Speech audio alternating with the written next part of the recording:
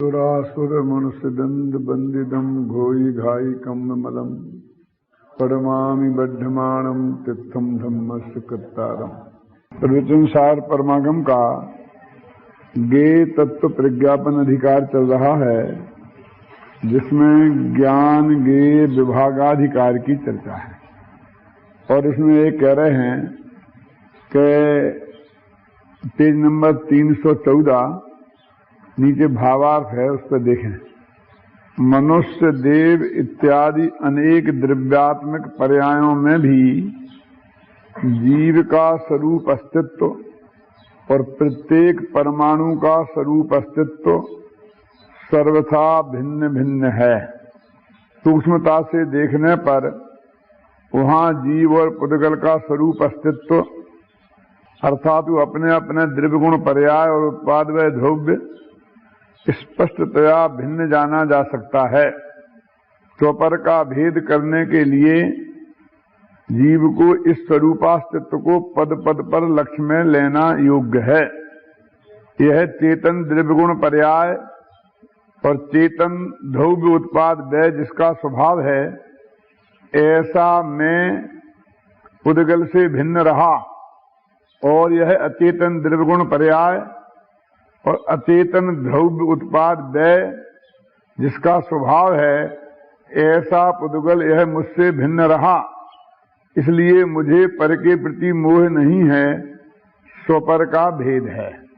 तो ये भावार्थ है, कितना मार्मिक है। इसमें दो तीन बातें ऐसी हैं कि मुमुक्षुओं का ध्यान उस बात पर नहीं है। मैं आपको दिलाता हूं ध्यान, और आप देखना कि आप अभी तक क्या सोचते थे। पहला तो ये कि अनेक द्रव्यात्मक जो मनुष्य देव पर्याय हैं, मन जब पज्जय मूढ़ाही परिसमया की बात शुरू की थी ना, अब वो किस पर्याय की बात कर रहे हैं, अभी तक उसे छोड़ नहीं रहे हैं। हम विचार करें कि हम जब पज्जय मूढ़ाही परिसमया के साथ में केवल ज्ञान की बात करते हैं, तो मुझे बताओ तो शुरू से अंत तक यहां तक एक भी पंक्ति में वो पहली ही गाथा में है वो बात, तो उससे अभी तक एक भी पंक्ति में वो बात आई क्या? और अनेक द्रव्यात्मक जो मनुष्य पर्याय है, असमान जाति व्यंजन पर्याय, उसकी ही चर्चा लगातार है, पहली बात। अब दूसरी, वो कहते हैं कि जब ये जो संगठन है ना, जिसे मनुष्य कहते हैं, तो इसमें आत्मा और पुद्गल मिल गया है।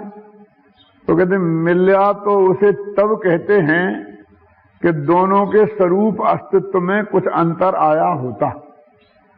तो आत्मा का स्वरूपास्तित्व बिल्कुल अलग है और पुद्गल परमाणुओं का स्वरूपास्तित्व बिल्कुल अलग है ना, एक बात। अब दूसरी बात, स्वरूपास्तित्व माने क्या? जब हमारा ध्यान जाता कि मैं, तो उन्होंने बहुत स्पष्ट शब्दों में खोला है, नीचे देखो, अर्थात अपने अपने द्रव्यगुण पर्याय और द्रव्य उत्पाद व्यय, इसका मतलब स्वरूपास्तित्व का मतलब। स्वरूपास्तित्व में क्या क्या लेना? अपने द्रव्य गुण पर्याय ये तीनों और उत्पाद व्यय द्रव्य ये तीनों, ये लेना, इसका नाम स्वरूपास्तित्व है। दूसरी बात, स्वपर का भेद करने के लिए जीव को अपने स्वरूपास्तित्व को पद पद पर लक्ष्य में लेना योग्य है। पद पद पर का क्या होता है? हर एक कदम पर, मैंने रोजाना सुबह शाम रात को सोते वक्त पद पद पर लक्ष्य में लेना योग्य है। ऐसा नहीं कि ये तो पहला जान लिया व्यवहार है और बाद में इसे छोड़ करके और वो हमेशा धुन तो उसकी रमाना, ऐसी बात यहां नहीं है। देखो आप बहुत स्पष्ट शब्दों में, ये पद पद पर लक्ष्य में लेना योग्य है ना। और फिर आगे देखिए, यह जानने में आता हुआ चेतन, वो कैसा चेतन? कि द्रव्य गुण पर्याय वाला और उत्पाद व ध्रुव जिसका स्वभाव है, ऐसा चेतन। सर आप भटक न जाएं, कितना खोल खोल के लिखा, यहां पर यदि ये नहीं लिखा होता तो हम फटाफट वही अर्थ निकाल लेते हैं। ऐसा जिसका स्वभाव है, ऐसा में, देखो ऐसा नहीं कि द्रव्य की बात चल रही है, ये अपनी बात थोड़ी है। तो जो मैं वाला आत्मा वो तो कोई अलग है, लिखा ना, क्यों अजय भाई लिखा ना, ऐसा मैं इस पुद्गल से भिन्न रहा। क्या? और यह अचेतन, अब इसमें क्या लेना कि द्रव्यगुण पर्याय अचेतन का उत्पाद वैधव जिसका स्वभाव है, ऐसा यह पुद्गल मुझसे भिन्न रहा।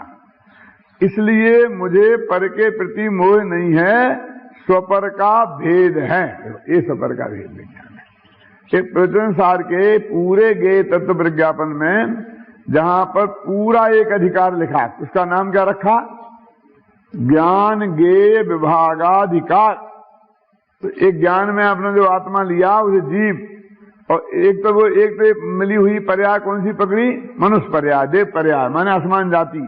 और उसमें जो भेद विज्ञान कराया तो अपने आत्मा का किन किन के बीच कराया? एक ऐसा नहीं है कि अपना आत्मा एक तरफ, अपना गुण पर्याय में से पर्याय उस तरफ, गुण भेद भी उस तरफ, तुम्हारा बस चले तो गुण भी उस तरफ ही कर दें हम, प्रदेश भी उस तरफ, बस फिर बचेगा क्या? गधे का सिंह बचेगा अकेला। बस प्रदेश भी नहीं है, गुण भी नहीं है, फिर क्या बचेगा बोलो? बस आत्मा में उत्पाद व ध्रुवयुक्तम सत सद्रव्य लक्षणम और गुण पर्याय व द्रव्यम। और इसकी पहली गाथा थी अथो खलु दब्बमयो दब्बाणी गुण पयज्ञ भणदानी और तेहम पुष्पत जाया पज्जय मूढ़ो ही पर समझा। उसकी व्याख्या चल रही है जी। अर्थ द्रव्यमय है, द्रव्य गुणात्मक होते हैं, द्रव्य और गुणों की पर्याय होती हैं, और इनमें जो अकेली पर्याय में एकत्व बुद्धि कर लेते हैं, द्रव्य गुण को छोड़कर, उनको मूढ़ कहा है, क्योंकि तीनों का नाम है वस्तु तो, इसलिए अकेली को, ऐसा नहीं कि उसमें कर लिया अब उसमें से हटा के इसमें करना है। तीनों के समुदाय में करना था तो अकेली उसमें कर लिया। और पर्याय भी कौन सी लेनी? वो आसमान जाति मनुष्य देव पर्याय। ये प्रवचन सार की पूरी टोन है यहां पर। अब आप छाती पे हाथ रख करके विचार करो कि आपने जितना अध्यात्म सुना उसमें कभी इसको स्थान मिला था? ये धारा भेद विज्ञान की है, इसमें कभी आपने सोचा था? और इसके बाद में जो आएगा 200वीं गाथा में मैं मोक्षाधिकारी, और फिर वहां चरणानी योग चूलिका शुरू हो जाएगी। मैंने सम्यक ज्ञान हो गया, और इसको जैसे नाचार्य सम्यक दर्शन का अधिकार कहते हैं। ये जान बजे बचे ऐसा कुछ नहीं है, ऐसा धक्का मार के निकाल देने की बात नहीं है ना? है। अब आगे की बात चलते हैं। एक प्रकरण अपना एक तरह से समाप्त हुआ। ये किनके बीच ये बात चल रही है, ये आपके ध्यान में रहे तो ये उसका एक प्रकरण समाप्त हुआ। अब ये क्या कह रहे हैं, जो आगे चर्चा है वो थोड़ी टोन बदल रही है। अब वो क्या कह रहे हैं कि आखिर ये संयोग हुआ कैसे, जिससे आज हमको ये भेद विज्ञान करने की जरूरत पड़ी। इस देह और आत्मा में ऐसा जो समागम, जैसे आप कहते हो, जिनमें स्वरूपास्तित्व तो एक ही है, और सादृश्य अस्तित्व तो जो हमारे शरीर के संयोग में पुद्गल परमाणु हैं, आत्मा के संयोग में, उनके ही साथ नहीं, अलोकाकाश के साथ भी है हमारा एकता। ये बात समझ में आई कि नहीं आई? महासत्ता की अपेक्षा, क्योंकि वे भी हैं और हम भी हैं, वे भी उत्पाद में ध्रुव वाले हैं, हम भी उत्पाद में ध्रुव वाले हैं, वे भी द्विगुण पर्याय वाले, हम भी द्विगुण पर्याय वाले हैं। तो ऐसी एकता तो हमारी अलोकाकाश के साथ भी है। क्यों? तो वो एकता नहीं है ये, और ये जो स्वरूपास्तित्व है वो अपने द्रव्यगुण पर्याय के भीतर है, क्योंकि उनके बीच में परस्पर में अतद भाव होता है, अत्यंत भाव नहीं होता है। अत्यंत भाव तो पर के साथ होता है। 4 अभाव पढ़े आपने गुरुदेव के माध्यम से, उनमें भी अत्यंत भाव तो 2 द्रव्यों के बीच बताया ना, एक द्रव्य के 2 गुणों के बीच, एक द्रव्य की गुणों पर्याय के बीच थोड़ी बताया। वो तो अतद भाव होता है। तो स्वरूपास्तित्व जिनका अतद भाव होता है उनका स्वरूपास्तित्व एक होता है। तो अब ये कहते हैं कि स्वरूपास्तित्व जुदा जुदा है, तो सादृश्य अस्तित्व तो अलोकाकाश के साथ भी है, कि जिसके साथ हमने कोई हमारे कर्म के उदय से नहीं है, हमारी गलती से नहीं है, वो तो वस्तु का स्वरूप है ऐसा, वो सादृश्य महासत्ता वाला। और उससे हमें कोई हानि भी नहीं है, क्योंकि उससे हमें कोई सुख दुख भी नहीं है, क्योंकि वो सादृश्य अस्तित्व की परिभाषा क्या बताई थी? स्वरूपास्तित्व को खोए बिना अपने अंदर की सत्ता का कि पूरी कायम रखकर, जैसे मैंने कल उदाहरण दिया था ना कि आप पूरे हिंदुस्तान रहे, पाकिस्तान रहे और फिर अपन एक महासंघ बना लें यूरोप वालों से निपटने के लिए, अमेरिका वालों से निपटने के लिए। क्यों? ये इसका एक अपना महासंघ बना भारतीय महाद्वीप उपमहाद्वीप का। तो ऐसे ही कहते हैं वो महासत्ता तो ऐसी है, इससे उससे कोई खतरा नहीं है। उसकी एकत्व बुद्धि नामक मिथ्या तो आज तक हमें हुआ नहीं है, बल्कि उसके साथ हमने सादृश्य की अपेक्षा भी एकत्व स्वीकार नहीं किया है। ऐसा मिथ्यात्व तो हुआ है, लेकिन उसे अपना मान लिया है, ऐसा मिथ्यात्व तो नहीं हुआ आज तक। ठीक है। अब समस्या ये है कि ये जो बीच वाला है कि ये जो अनंत पुद्गल परमाणु, जो कारवांग वर्णा के और अनंत पुद्गल परमाणु और जो आहार वर्णा के, जिनसे जो हमारा नौ कर्म शरीर बना है, और कारमान वर्णा विज्ञाना वर्णा ये 8 कर्म हैं, और इनके साथ हमारा ये चक्कर कैसे फंस गया, कब से फंस गया, अब इसके बारे में विचार कर रहे हैं। इनके विचार करने का तरीका भी बड़ा जुदा है। तो कहां से शुरू करते हैं बात? अप्पा उपयोग अप्पा,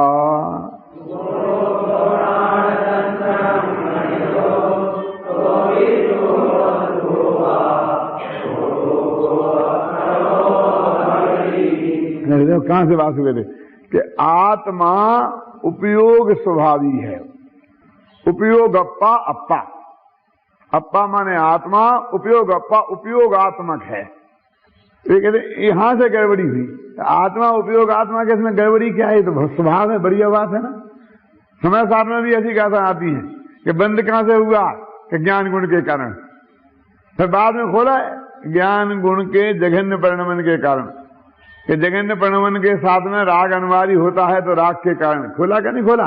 लेकिन पहली चोट में तो सीधी बोल दिया। क्या ये इनकी स्टाइल है कुंद कुंद की। वो ये क्या कहेंगे ज्ञान गुण के कारण, माने क्यों कहेंगे ज्ञान से पर जानने में आया और इसलिए उसे अपना मान लिया। यदि जानने में नहीं आता तो अपन उसे अपना मानते ही नहीं, तो गड़बड़ी तो जानने में हुई बस। तो सारा बस पर को जानने में गड़बड़ी है, तो इसी की धुनाई शुरू कर दो। लेकिन वो तो कहते स्वभाव है, ये गड़बड़ी नहीं बता रहे। तो उनने ऐसी बात कही क्यों? वो तो वो प्रक्रिया में जाने के लिए उनका वो रास्ता अपनाया है उनने।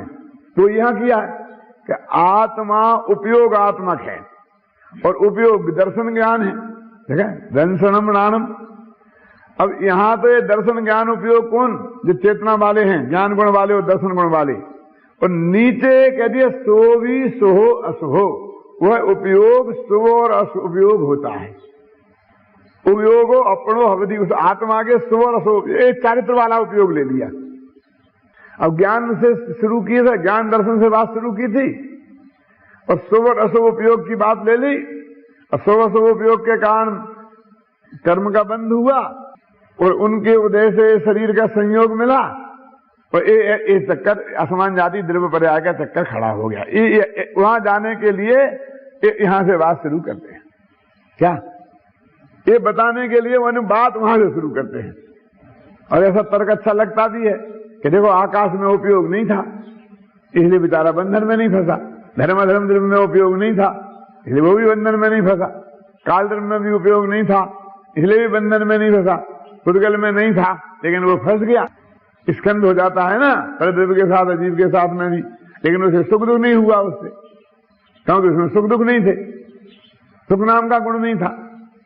अब आत्मा में उपयोग नाम का गुण भी है, ज्ञान नाम का गुण भी है, श्रद्धा नाम का गुण भी है और सुख नाम का गुण भी है। तो उपयोग ज्ञान नाम के गुण से जाना, श्रद्धा नाम के गुण से अपना मान लिया, सात नाम के गुण से उसमें जम गया रम गया और सुख नाम के गुण से दुखी हो गया। तो ये गुण ही है, यही झगड़ा है। इसलिए इन चारों गुणों की छुट्टी कर दो यदि भगवान आत्मा में से, तो बस आत्मा सब आनंद ही आनंद है। क्यों न सुख मानो आत्मा में, न ज्ञान मानो, न दर्शन, न श्रद्धा, न चारित्र, बस इनसे बता लो तो तुम्हारा कल्याण हो जाएगा। अरे पागल हो जाओगे, ये आत्मा के स्वभाव हैं। तेरा लगा ना, वास्तव में आत्मा को पर द्रव्य के संयोग का कारण उपयोग विशेष है, लिखा ना। परद्रव्य के संयोग का कारण उपयोग विशेष है। लिखा क्या नहीं लिखा? बोलो। ये स्टाइल है प्रवचन सार की, समय सार की भी ये स्टाइल है। देखो, सो प्रथम उपयोग वास्तव में आत्मा का स्वभाव है। क्या लिख रहे? क्योंकि यह चैतन्य अनुमधायी परिणाम है। चैतन्य अनुमधायी परिणाम उपयोग करते हैं, है ना? और वह उपयोग अब ज्ञान व दर्शन है, क्योंकि चैतन्य साकार और निराकार ऐसे उभय रूप है। अब देख, साकार माने सविकल्प, तो ज्ञानोप को तो साकार उसका स्वभाव है। अब हम ज्ञानात्मक विकल्प को भी निकालना चाहते हैं, क्योंकि निर्विकल्प होना है, निर्विकल्प होना है, निर्विकल्प होना है, निर्विकल्प होना है। अरे विकल्प तो ज्ञान का स्वभाव है। अपन ने पढ़ा था ना, अर्थ विकल्पात्मक ज्ञानम, अर्थ को विकल्प। तो अर्थ माने सौर पर सभी पदार्थ, और विकल्प माने उनको बीच में जो भेद जानना, इसका लक्षण है ये तो भाई साहब ज्ञान का। ज्ञान कहते उसे, विकल्प माने भेद जानना। तो वो जब भी विकल्प का जहां निषेध है, वो तो रागात्मक विकल्प का निषेध है। क्या? जहां वो जानने का निषेध आपको मालूम पड़ता है, उसे तो अपना जानने का निषेध है। ये मैं हूं ऐसा जानने का निषेध है, जानने का निषेध नहीं है। ऐसे रागात्मक विकल्प का निषेध है। जो ज्ञान का स्वरूप ही विकल्प है, उसका निषेध नहीं है। देखो, अब यहां तक तो स्वभाव की बात हुई ना।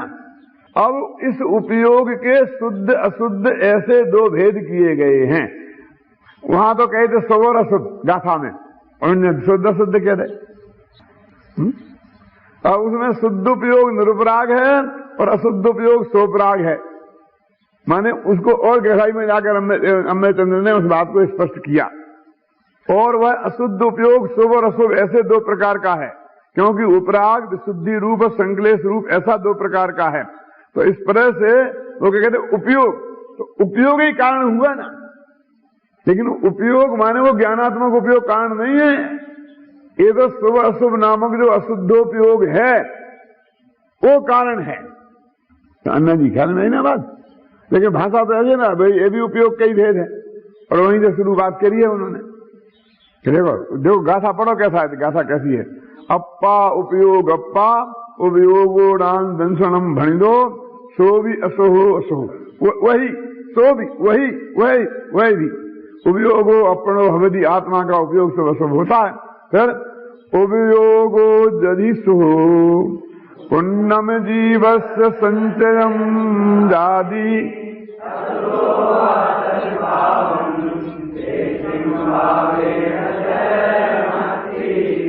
अब देखिए यहां क्या कह रहे हैं। जब शुभोपयोग होता है तो पुण्य बंध होता है, जब अशुभोपयोग होता है तो पाप बंध होता है। जब दोनों का अभाव होता है तो ना पुण्य बंध होता है ना पाप बंध होता है, बंध का अभाव होता है। कितनी सीधी सरल सहज गाथा है ना। तो कहते देखो लिखा ना, शुभोपयोग होता है तो पुण्य बंध होता है, पुण्य बंध होता है, उन्होंने बताया ना। लेकिन वो पुण्य बंध करना चाहिए कहां लिखा? ये तो क्या होता है उसकी बात चल रही है भाई साहब। क्या करना चाहिए और क्या नहीं करना चाहिए, हे उपाध्याय का व्याख्यान नहीं है। क्या का व्याख्यान है? ऐसा होता है। मेरा मतलब समझिए ना। इसमें से लोग ऐसा निकालते हैं, ये कुंदकुंदाचार्य ने खुद देखो ये कहा है, ये कहा है, क्या कहा है, ये तो बराबर साफ लिखा हुआ है ना।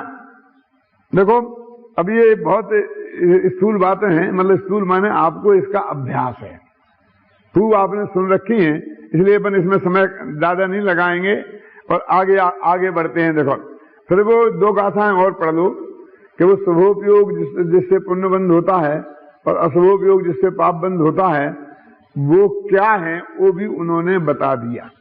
तो इसलिए अपन वो भी पढ़ लेते हैं। बहुत अच्छी गाथा है। जो जान दीज निदे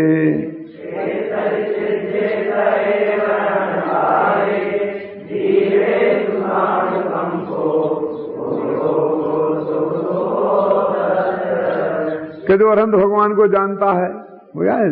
जो जानादि अरहंतम दिव्यत्व गुणत्व पद्यते हिम, वो आ गया ना। और पेच्छति सिद्धे, और सिद्ध भगवान को देखता है। वो जानना देखना एक ही बात है, कहीं पेच्छति लिख दी कहीं जानादि लिख दी। सहे अणगारे ऐसे आचार्य उपाध्याय और साधु अनगारमान ऋषि मुनि होते हैं ना, तो पंच परमेश्वरी की बात हो गई। तो ये पंच परमेश्वरी के प्रति जो भक्ति का भाव है, ऐसा सब नहीं लिखा, उन्हें जानता है, उन्हें देखता है, उनको भी जानता है, उनकी तरफ उपयोग गया वो शुभ ही है। माने पंच परमेश्वरी की तरफ उपयोग गया वो शुभ ही है। भक्ति का मतलब यही नहीं है हे भगवान भगवान जैसा सब बोले तो ही भक्ति कहलाती है। अपने भक्ति का प्रोग्राम होता है ना 8 घंटे, जो 8 घंटा भक्ति का प्रोग्राम होता है 24 घंटे में वो ही अभक्ति का काल होता है, मैं ऐसा समझता हूं। क्यों कि भक्ति के नाम पर महा अनर्थ की बातें उसी वक्त होती हैं। भगवान तुमने ये किया, भगवान तुमने ये किया, भगवान तुम ऐसा कर दो, भगवान तुम ऐसा कर दो। तो ये जो भाषा बोली उसमें भी गड़बड़ी, उसका जो भाव है उसमें भी गड़बड़ी, फिर नाचना गाना हुआ उसमें भी गड़बड़ी। और भक्ति किसे कहते हैं? मैंने 32 साल पहले इस मंदिर में एक छंद लिखवाया था बनारसी दास जी का, मंदिर में भक्ति किसे कहते हैं। पढ़ना जाकर अभी भी लिखा होगा वो, अपना जो मंदिर नीचे है श्रीमंदिर स्वामी की प्रतिमा है जहां, उसके ऐसे ऐसे हाथ ऐसे देखना, वहां लिखा है। हाँ किताब में भी होगा, नाटक समय साल में होगा कि हे भगवान मेरे हृदय में तुम्हारी भक्ति 24 घंटा किस प्रकार हिलोरें लेती है। तो क्या लगा, कभी मैं तुम्हारी भक्ति करता हूं, कभी तुम्हारा गुणगान करता हूं, कभी तुम्हारी जनवाणी को पढ़ता हूं, कभी तुम्हारे बारे में सोचता हूं, कभी तुम्हारे कहे अनुसार चलता हूं। यानी मैं 4 हाथ जमीन देख के चल रहा हूं, वो भी तुम्हारी भक्ति है। तो तुम्हारी आज्ञा है उसका पालन कर रहा हूं कि कोई जीव न मर जाए। मैं अपने खाने पीने में जो भक्षा भक्ति का विचार रखता हूं ये भी तुम्हारी भक्ति है। तो ये अभी अपन जो कर रहे हैं ये क्या है? ये भगवान की भक्ति है क्या नहीं? तो ऐसे कितने प्रकार से मेरे हृदय में तुम्हारी भक्ति निरंतर बहती रहती है वो उन्होंने बताई है। तो वो कहते हैं कि भक्ति का इस उपयोग का लगा भगवान हमारे ज्ञान के गे रहे, तो ज्ञान के गे रहे ना, उनने कहा कि आलू में अनंत जीव हैं, इसलिए मैं तो मर जाऊं लेकिन आलू नहीं खाऊंगा। इससे बड़ी भगवान की भक्ति और क्या होगी? और किसने देखे के हैं कि नहीं है, और मुफ्त में ही छोड़ दें। आलू तो सागों का राजा है, बहुत से लोग कहते हैं। मैं कहता राजा है क्या? हाँ, तुम राजा को क्यों खाते हो, प्रजा को खाओ ना।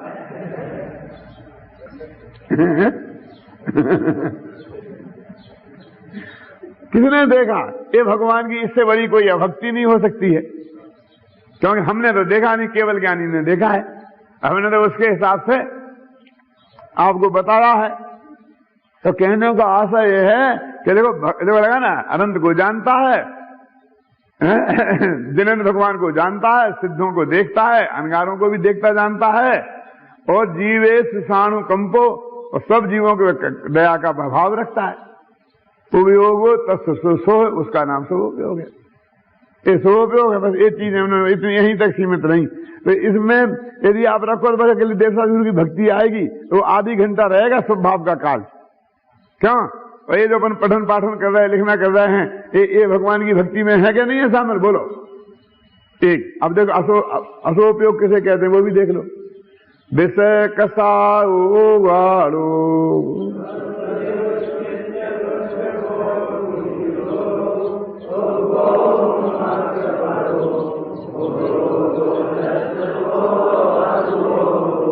विषय कसाय में गहराई से जुड़ जाना, और दुश्रुति, दुश्चित्त और दुगोष्ठी, खोटी बातें सुनना, खोटी बातें विचारना, खोटी बातों की चर्चा करना, गोष्ठी करना। मन वचन का तीनों में दुष्टता रखना, उसका नाम अशुभोपयोग है। उन मार्ग में जाना और मार्ग में लग जाना, इसका नाम अशुभोपयोग है। और इस शुभ शुभ उपयोग के कारण इस देह का हमें संयोग हो गया है। ये बताने के लिए ये बात आ गई, नहीं तो शुभोपयोग अधिकार थोड़ी है। ना तो ये शुभभाव अधिकार है और ना शुभोपयोग अधिकार है। शुभभाव अधिकार तो वहां निकल गया ज्ञान तत्व विज्ञापन में, और शुभोपयोग अधिकार आगे आएगा। ये तो ज्ञान के विभागाधिकार है। तो जो दोनों के मिक्सचर में जो एकता आ गई ना, और इनको भेद करना है, तो शिष्य में खड़ा होता है ना कि भेद समझाने की तुम्हें समस्या खड़ी हो रही देव और आत्मा के। देखो देव और आत्मा के भेद की बात है। तो ये चक्कर खड़ा कैसे हो गया? तो बता रहे तुम्हारे शुभ अशुभ उपयोग के कारण खड़ा हो गया, माने किसी दूसरे के कारण खड़ा नहीं हुआ है। ये बताने के लिए ये बात करी है। देखो अब निकालो 320 पेज।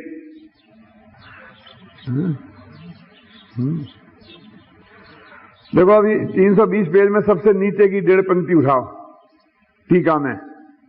इसलिए यह मैं समस्त परद्रव्य में मध्यस्थ होऊं, समस्त परद्रव्य के प्रति मैं मध्यस्थ हो जाऊं। ये नहीं कहा मैं उसका विरोधी हो जाऊं, उसे मैं नष्ट कर दूं, कर्मों का नाश कर दूं, इसका एक कर दूं, ऐसा कुछ नहीं। जो माध्यस्थ भावम विपरीत वृत्तौ, उनकी वृत्ति माने उनका स्वभाव हमारे विपरीत है, उनके प्रति मध्यस्थ भाव हो जाना। मध्यस्थ हुआ मैं परद्रव्यानुसार परिणति के अधीन न होने से, परद्रव्य के अनुसार मेरी परिणति नहीं होती है। शुभ अथवा उसब ऐसा जो अशुद्धोपयोग, उससे मुक्त होकर मात्र स्वद्रव्यानुसार परिणति को ग्रहण करने से जिसको शुद्धोपयोग सिद्ध हुआ है, ऐसा होता हुआ उपयोग आत्मा द्वारा आत्मा में ही सदा निश्चल रूप से उपयुक्त रहता हूं। यह मेरा परद्रव्य के संयोग के कारण के विनाश का अभ्यास है। तो कहते वो तो मैं ऐसा करता हूं रोजाना, वो कह रहे हैं, और ये मैं क्या कर रहा हूं? परद्रव्य के संयोग के विनाश का अभ्यास है। कहने का मतलब इससे छूटने का उपाय ये है। ये मैं नहीं हूं और मैं तो भगवान आत्मा ज्ञानानंद स्वभावी हूं, ऐसा जो मैं अभ्यास करता हूं वो शुद्धोपयोग है और उससे छूटने का उपाय है। माने शुभ और अशुभ उपयोग है वो इस संसार में उलझाने का कारण है।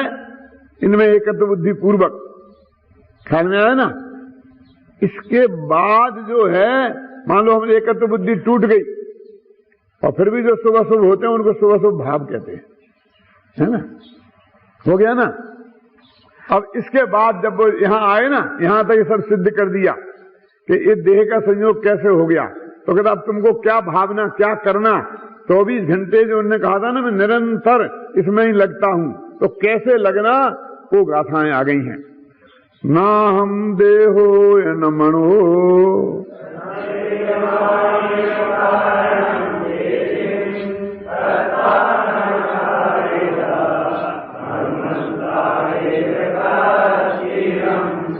जिनके से एकत्व तोड़ना है उनमें बस 3 ही को गिनाया।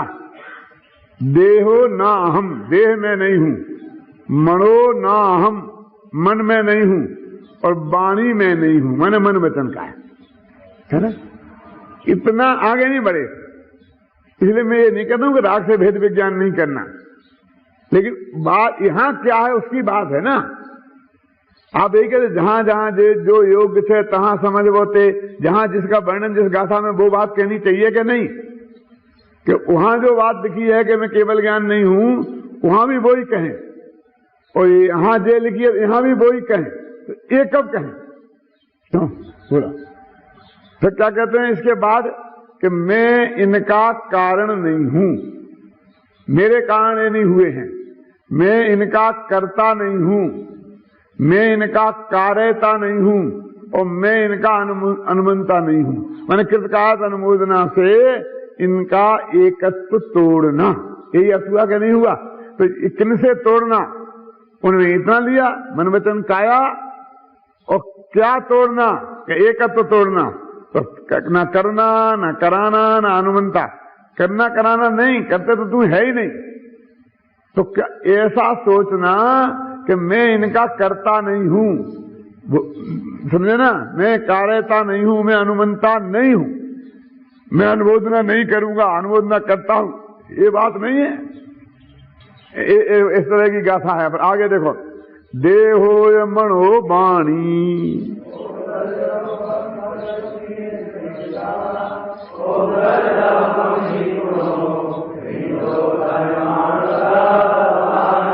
देह मन वाणी ये पुद्गल द्रव्य से बने हुए हैं, ऐसा भगवान ने कहा है। पुद्गल द्रव्यात्मका इति निर्दिष्टा।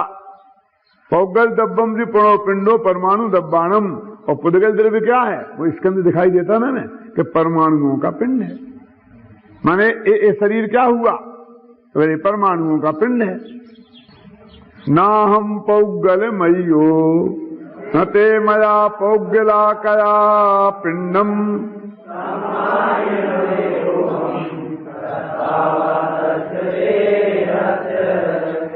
मैं पुद्गलमयी देह नहीं हूं। मया पौगला कया पिंडम, पुद्गल के द्वारा किया गया ये जो पिंड है ना, ये मैं नहीं हूं। तम्मा, इसलिए मैं देह का कर्ता नहीं हूं, इस देह का कर्ता भोक्ता मैं नहीं हूं। ख्याल में है ना? देखो इसकी टीका पढ़ें थोड़ा। अकेली देह की बात है ना, तो टीका में उन्होंने खोला है कि देह में क्या क्या लेना। प्रथम तो यह प्रकरण से निर्धारित पुद्गलात्मक शरीर नामक द्रव्य है। देखो, प्रकरण से निर्धारित, क्या इसका क्या अर्थ था कि ये जो चर्चा चल रही है तो उसके आधार पर जब मैंने ये कहा तो ये मैं क्या, तो प्रकरण से निर्धारित हो गया कि ये शरीर की बात चल रही है। तो मैं ये नहीं हूं, ये क्या, कि प्रकरण से निर्धारित। अब इसके भीतर वाणी और मन का भी समावेश हो जाता है, क्योंकि यहां अकेली वाणी लिखी ना, मैं पुद्गल के पिंड नहीं हूं, देह नहीं, ऐसा लिखा कि नहीं लिखा। और पिछली ही गाथा में 3 बातें कही थी, देह मन वाणी। तो इस प्रकरण से यहां भी देह में मन और वाणी ले लेना। ऐसा नहीं कि देखो गजब हो गया, पिछली गाथा में 3 ली थी और यहां 1 लिया है। इसलिए आचार्य ये कहना चाहते हैं कि वहां तो वो 3 लेकर के उनसे कर्तृत्व अनुमंता छुड़ाना है, लेकिन इसमें से कर्तृत्व अकेला 1 से ही छुड़ाना है और अनुमंता बना ऐसी ज्यादा होशियारी नहीं छाटना। क्या आगे ये जो सारा है ना प्रकरण, ये सारा प्रकरण इस बात का है कि ये जो शरीर बना है, ये शरीर पुद्गल के परमाणुओं से कैसे स्कंद रूप बन गया है, ये इसकी चर्चा है। गोमरसार में गाथा आती है, निद्रेण लुखेण आता ना गाथा कि स्निग्ध का रूक्ष से बंध होता है, रूक्ष का स्निग्ध से होता है, 2 गुण अधिक वालों का होता है, जगन गुण वालों का नहीं होता है। वो सारा प्रकरण ही चल रहा है। वो तत्वासु से पढ़ लेना चाहे इसमें पढ़ लेना। नियमसार की भाषा में कहूं तो इसका बहुत विस्तार है, तो कर्म ग्रंथों से जान लेना। इस अध्यात्म की चर्चा में विघ्न मानकर मैं इसे यहां नहीं लिखता हूं। ऐसा नहीं, 2 कारणों से मैं अध्यात्म में विघ्न जान के नहीं पढ़ता हूं, ऐसा नहीं समझना। आप सब लोगों को ज्ञात है, न केवल आप सब लोगों को, जो भी धर्म की थोड़ी भी चर्चा जानते हैं, उन सब लोगों को ये बात ज्ञात है। इसलिए मैं इस प्रकरण का विस्तार नहीं देता हूं। ख्याल में है ना? ये सब वही वर्णन है। अब एक 336 पेज पर निकालें। मैंने गाथा 169 है ना, 335 पर उसकी बात करना चाहता। कम्मत्तणा पयोग खंडा जीवस्य परिणयम पप्पा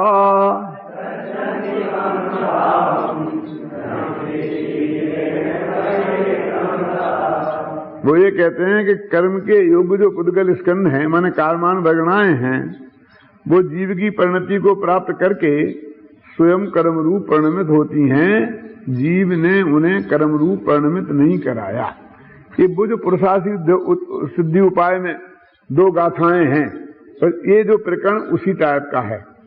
ये अमृतचंद्राचार्य ने जो यहाँ पर इसकी टीका लिखी, वो गाथाएं समझ लो मानो यहीं से लिखी हैं। कौन? स्वयमेव परिणमन्ते पुद्गलः कर्म भावेन जीव कृतं परिणामम् निमित्र मात्रम प्रपद्य पुनरन्ये स्वयमेव परिणमन्ते पुद्गलः कर्म भावेन। ऐसे जीवोपि, ऐसा उल्टी एक गाथा है। परिणम मानम चिदात्मकई भावई, ऐसा है ना गाथा, और एक पुद्गल। तो यहाँ ये कह रहे हैं कि कर्म तो तुमने ही बांधे ना। एक ये स्टाइल जो चलती है कि भैया क्यों कर्मों के नाम पे मरते हो, आखिर कर्म तो तुमने ही बांधे थे ना। किसी न किसी तरीके से उनसे संबंध जोड़ना। ये तुम्हारे निमंत्रण पर आए हैं, ये कर्म तो तुमने ही बांधे हैं, ये तो बिना बुलाए नहीं आए हैं, इनका दंड तो तुम्हें भोगना ही पड़ेगा। उसके विरुद्ध कह रहे हैं कि ये जीव बीव ने नहीं बांधे, जीव ने तो इतनी सी गलती हो गई कि वो स्वयं को भूल गया। क्यों? और जो पर पदार्थ उसके ज्ञान के गेय में आए उन्हें अपना मान लिया। अब इतना सा हुआ बस जीव का तो, और इसमें ये कर्म की कारमान वगणाएं स्वयं ही कर्म रूप परिणमित होकर के और जीव के साथ एक आप घायल हो गए। जीव ने कोई निमंत्रण निमंत्रण नहीं दिया था, उसे तो कुछ पता ही नहीं था कि कारमान नाम की कोई वगणा होती है और वो आस पास में है और मैं ऐसा करूंगा तो वो चेंट जाएगी।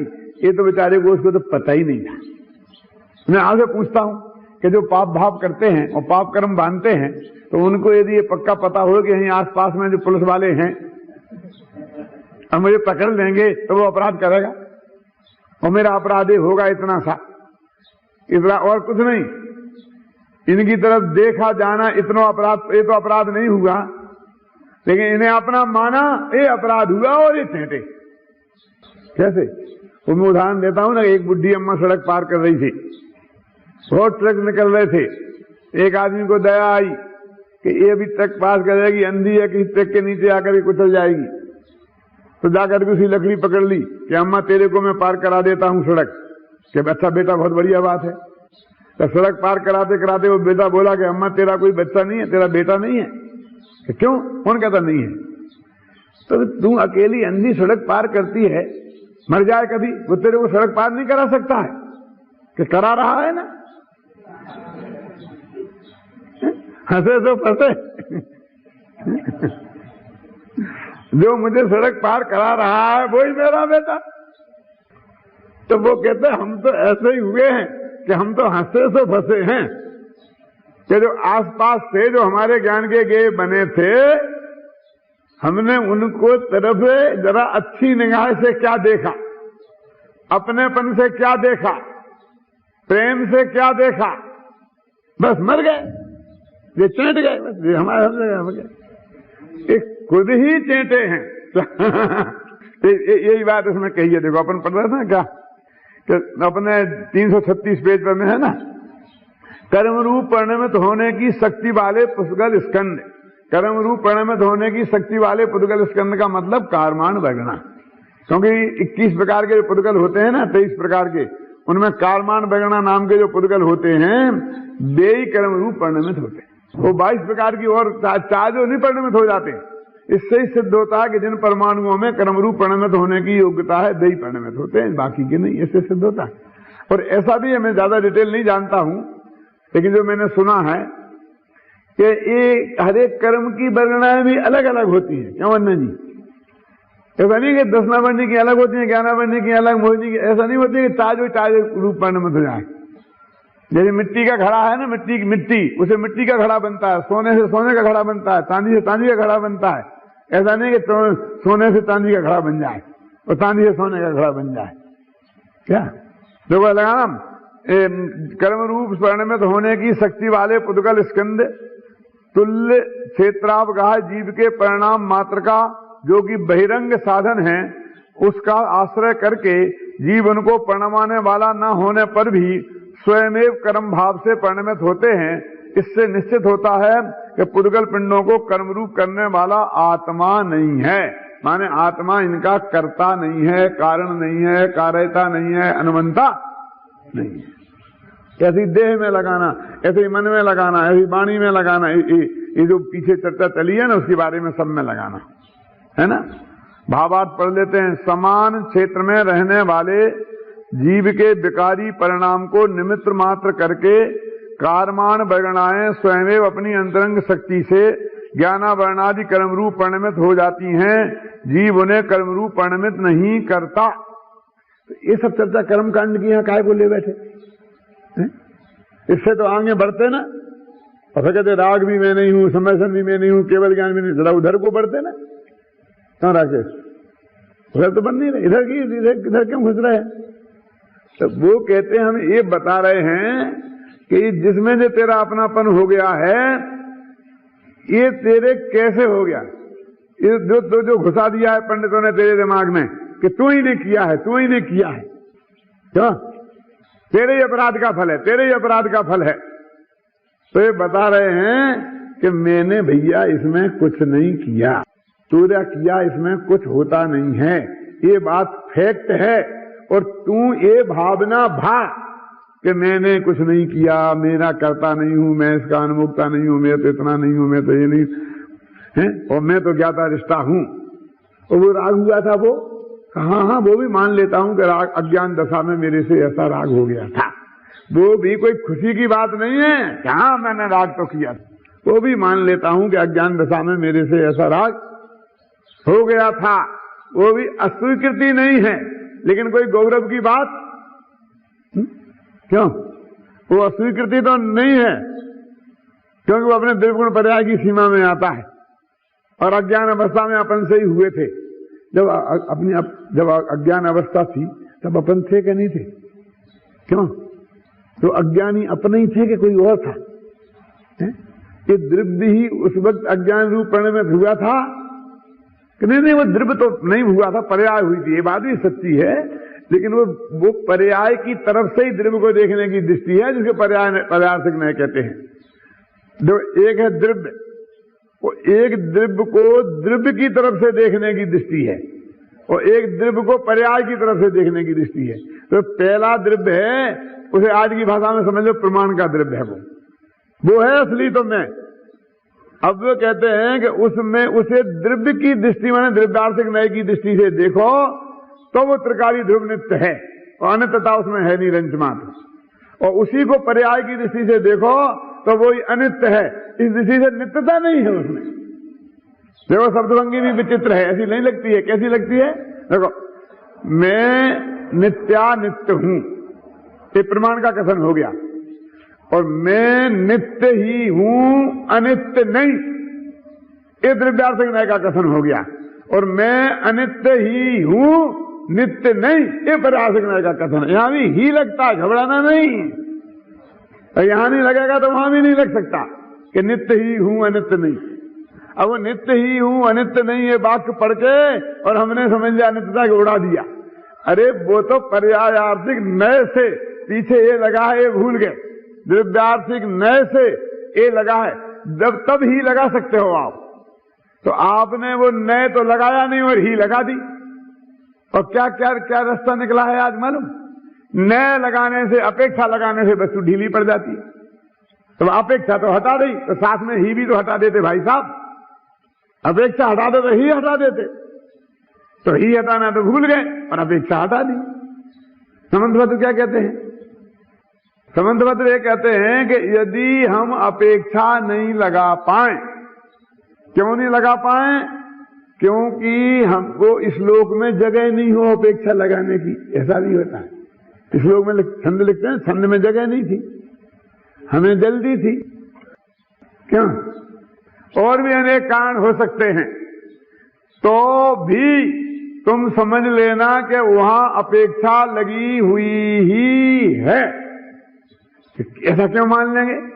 क्योंकि हम साधवादी हैं, क्योंकि हम जैन हैं, बस खत्म।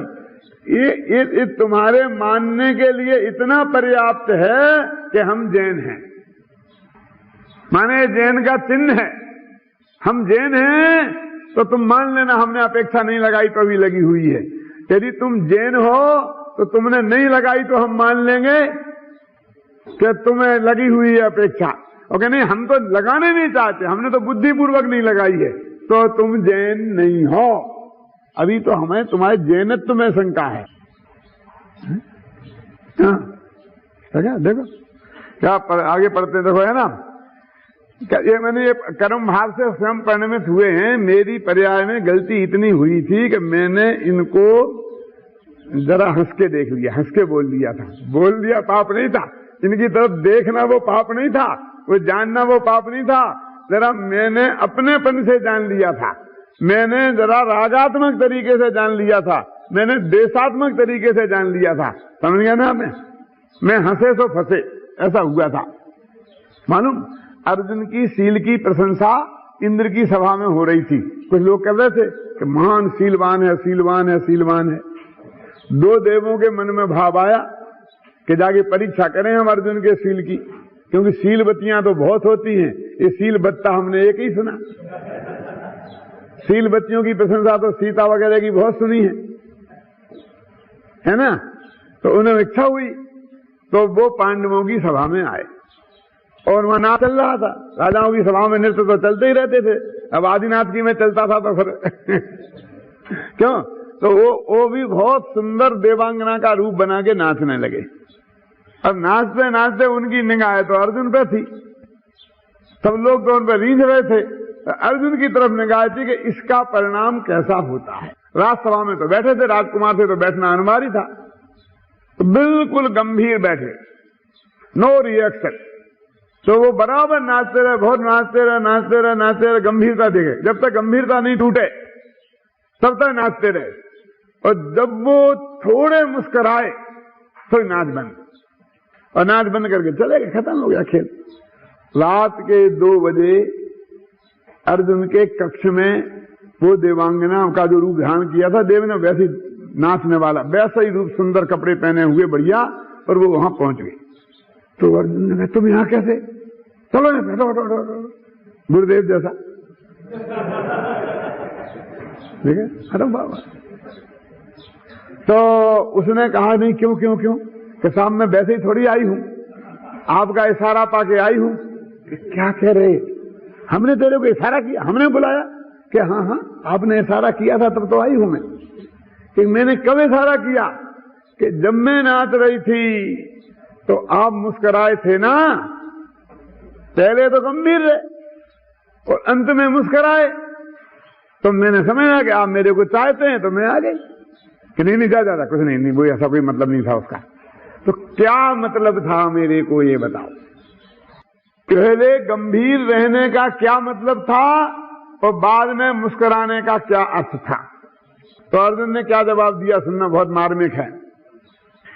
कि मैं पहले भव में मेरे मन में इच्छा थी कि दुनिया की सबसे सुंदर औरत के गर्भ से मैं पैदा हूं।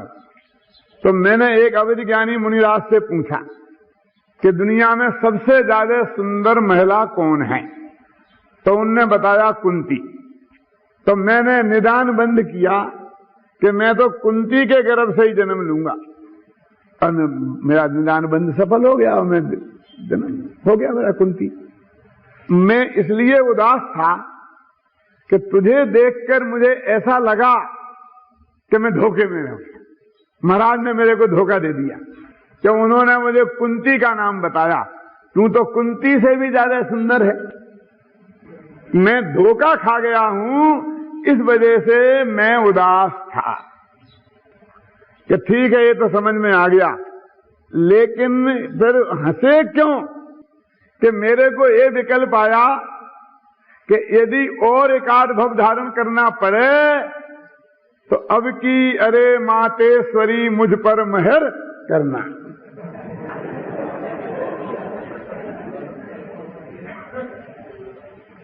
अब मैं मां बनाऊंगा तो तेरे को मां बनाऊंगा,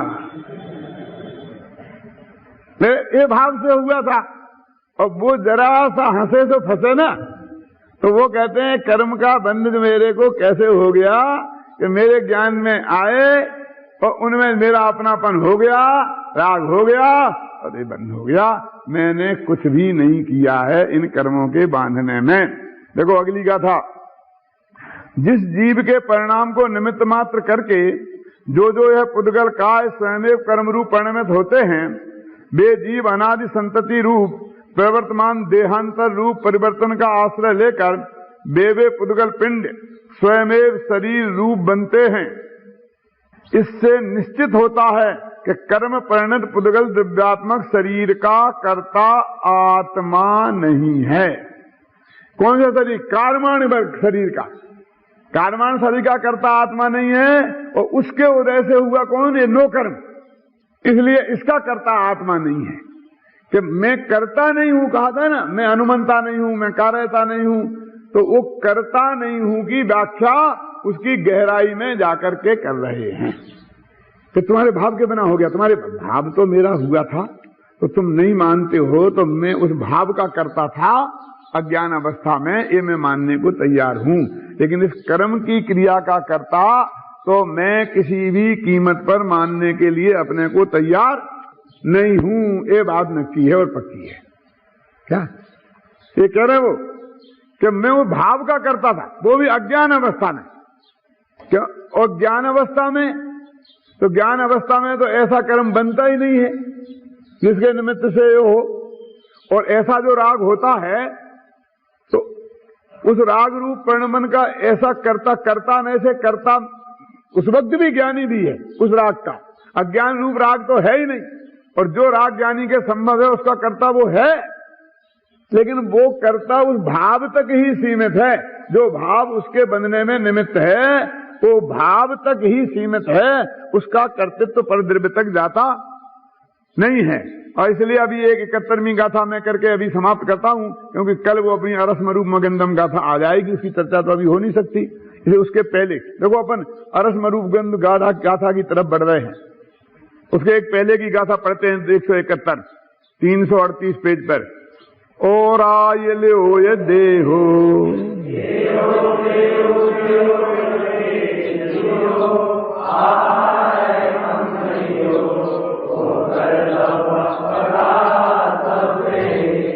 औदारिक दे, वैक्रियक दे, आहारक दे, कारमान दे, सब दे आ गई ना, तेजस दे, तो ये सारे शरीर आ गए ना। ये मैं नहीं हूं, देखो इनके भेद तो किए। औदारिक दे और वैक्रिय कारमान समझ गए ना, और तेजस ये उधर नहीं गए जिधर अपन जाते हैं, तो इसी के डिटेल्स में जा रहे हैं कि ये मैं नहीं हूं। इस तरह औदार समझे ना, जितने भी देह, ये देह से एकत्र है ना, इसका यही मुद्दा बना रखा कि नहीं, गे तत्व विज्ञापन गे ज्ञान विभाग अधिकार में। और अब ये फिर प्रश्न खड़ा होता है कि ये मैं नहीं हूं तो मैं क्या हूं? तो कहते हैं ये पदार्थ देह है, ये तो रूप रसगंध वाली है, स्पर्श वाली है, और मैं तो अरस हूं, अरूप हूं, अगंध हूं, अस्पर्श हूं। ये तो नेगेटिव बात हुई कि चेतना गुण समृद्धम, चेतना गुण से समृद्ध हूं, ऐसा भगवान आत्मा मैं हूं। ऐसे भेद विज्ञान की बात है।